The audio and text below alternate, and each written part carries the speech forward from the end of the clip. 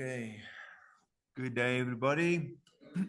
Steve Hollander here from Micro Ministries, and we are continuing with our Bible study and with our series that we have called How Jesus Did It, and how did he share the gospel? How did he get the people to come to him? And we're going to study that until all of us can do it, because this is what we need to do. We're called to be witnesses. So let's just pray together. Father, how beautiful your word says, how beautiful are the feet of those who preach the good news, the gospel. And we thank you that heaven and earth will pass away, but your word will never pass away. We thank you that the words that you speak to us are spirit and they are life.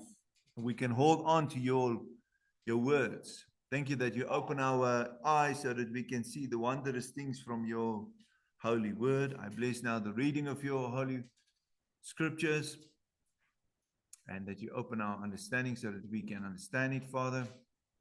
Thank you for opening our ears.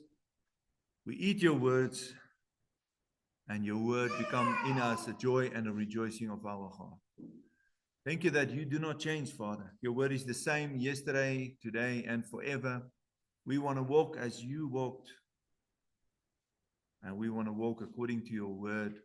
Thank you for your word who sustains us.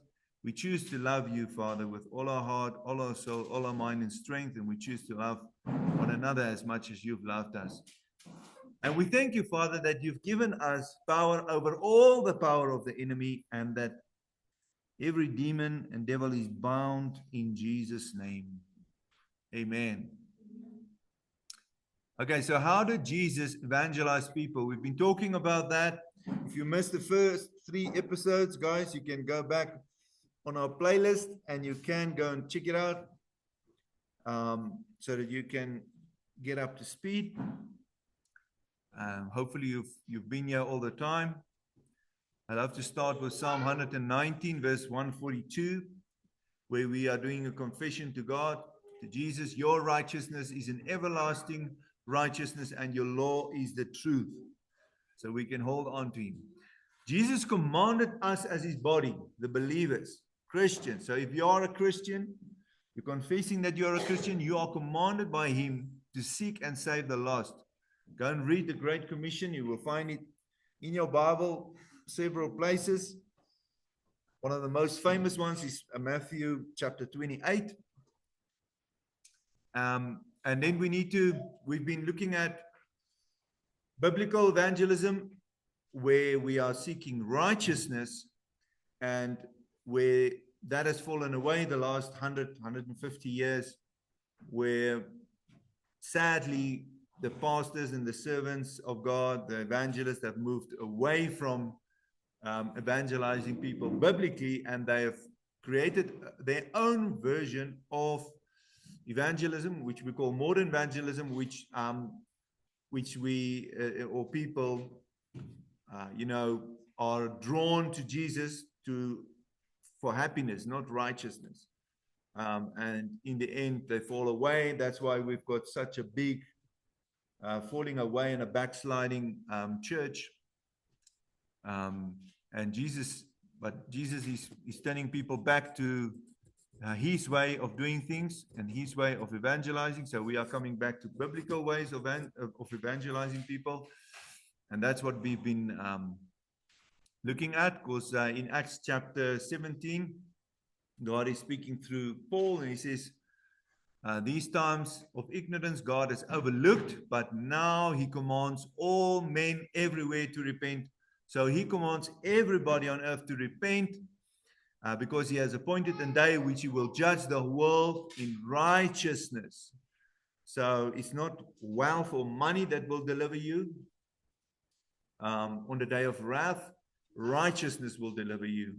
And you can only get that by, understanding that you are a sinner, if you study the Word of God, and that you, when you get the fear of the Lord, because that's the beginning of wisdom and knowledge. Okay.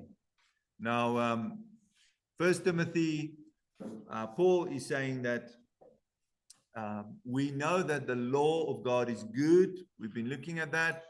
And that is only if you use it lawfully. So we're supposed to use God's law lawfully. And one of the lawful way of using God's law is to always the law to the proud and grace to the humble.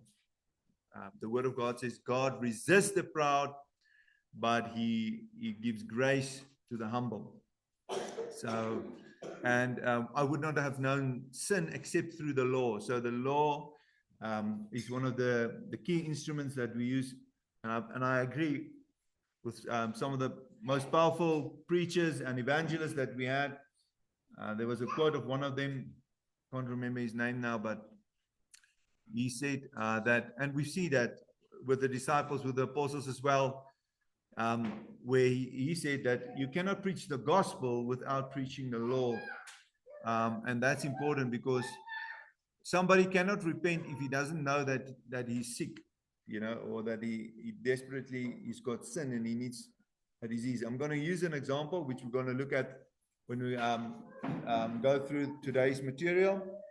But I just want to share this example for you because it makes sense. Let's say I say to you, I've got this amazing cure for this specific disease, and I name the disease, and I give you the cure, and you take the cure, and you're going to think, well, thank you, but I don't need it. You understand? Because you're not convinced you've got the disease. Am I right, guys? But if I say to you, sit down, I can see 10 of the symptoms of this specific disease in your body now. You've got all 10. I'm afraid you're going to be dead in two weeks because this disease is very, very, a very dangerous disease, and it will kill you within the next 2 weeks. But there is good news. You're going to say, oh, whoa, that's horrible. What can I do? And I've got the cure here, and I say to you, this is the cure for that disease. What are you going to do with that cure now? Now it changed your mind, eh? Am I right? Because now it's like, oh, wow, you've got the cure. So what are you going to do with the cure? You're going to appropriate it to your life. You're going to drink it. You're going to use exactly as I prescribed the medication. Am I right? Because you're going to be convinced. And that's exactly. The disease is sin. What's what comes when you sin? Death. The cure, the gospel of Jesus Christ. So that's, in a nutshell, just a short, just explaining, because sometimes people come to Jesus for the wrong, well, most of the time people come to Jesus for the wrong reason, because you've been told Jesus will, like the previous time they had the example of the parachute, remember, where they give the guy the parachute and he's on the plane and they say to him, this parachute is going to improve your flight. It's going to make it very nice. And he's like, I can't see why this parachute is going to make my flight enjoyable or comfortable or anything like that.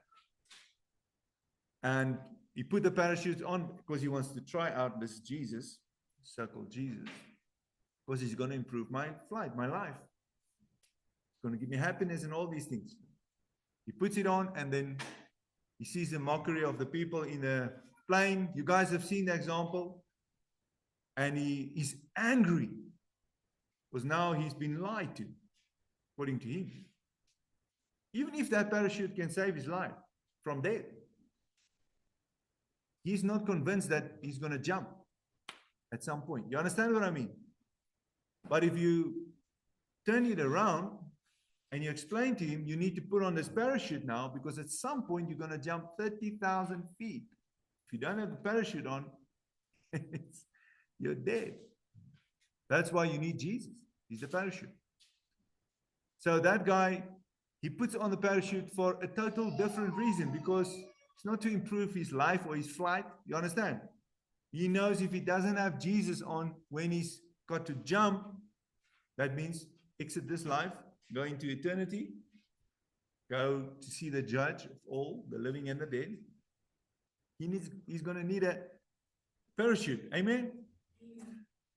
So, but God gives more grace. Therefore, God says he resists the proud, but he gives grace to the humble. That's why it's important. Law to the proud, because they always try to, there's so many examples in the Bible where, like Saul, if you go and read the first king of Israel, Samuel had to go and talk to him. And 3 times he said to Samuel, how are you going to accuse me now? I've done the word of the Lord.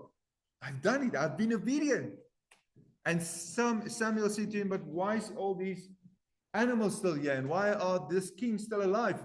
You were commanded to kill him because he was, doing the wrong things. It's God's judgment, and you were not doing his word. And at the end, Saul was convinced, oh yeah, I'm a sinner. I've sinned against God. But in his mind, he was prideful. So Samuel had to give him the word, the instruction to say, but you did not do what God told you to do. That's why I said, law to the proud, grace to the humble. Because if somebody realized that he's a sinner, he's not justifying himself. The mouth has been stopped. He understands that he's guilty before God. He needs Jesus. Amen? And then during this week, the Lord showed me a revelation that I've never really truly understand. But there's 3 things: faith, obedience, and trust in every relationship. And that's what happened in the beginning. Remember what the enemy did? What did the devil want to do in the beginning, in the Garden of Eden? He wanted to get Adam and Eve, God's people, to be disobedient to God and to distrust God. That is his character. Because now he's keeping something back from us. You understand what I mean? And then they lost their faith. They were disobedient. Okay? But God wants to restore us back to him through an act of faith, because faith is an act of obedience, coming to him, repenting, turning away from your sin, and then trusting him. Trust is something that you build over time. That's when you can trust God's character. He is a good father. He is amazing. Amen? Amen. So that's what trust is. And I just wanted to share that with you guys because it's important that we understand that. So those of you guys who are watching online, we're not going to share the material that we're going through on this course online, because you need to contact me and I will come and train your congregation by giving you state-of-the-art spiritual weapons that we find in the Word of God that helps you to courageously share your faith biblically in Jesus' name, the way Jesus did it. So next time we'll continue teaching you how to do that, to be effective witness for Jesus. So don't miss that out. Let's just end off in prayer, and then we're going to start with you guys that's here now today. So those who are online, you're missing out. You need to contact me. You need to be here. Thank you, Jesus, that we can choose to come to you, that we can humble ourselves before you. Thank you that you are holy, and we can choose to be holy. We can be without blame, according to your word. You've chosen us to be. You've chosen us to be perfect. You've commanded us to be perfect, to repent. And that's why we repent and believe. We thank you that you promised us the wise shall understand. We choose to be having your fear, the fear of you, because that's clean and pure and endures forever.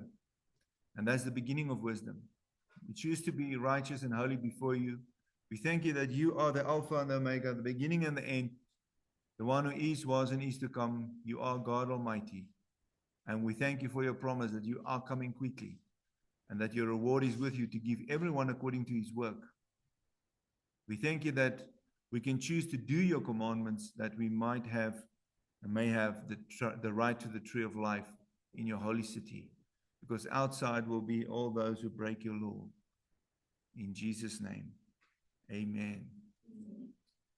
Amen.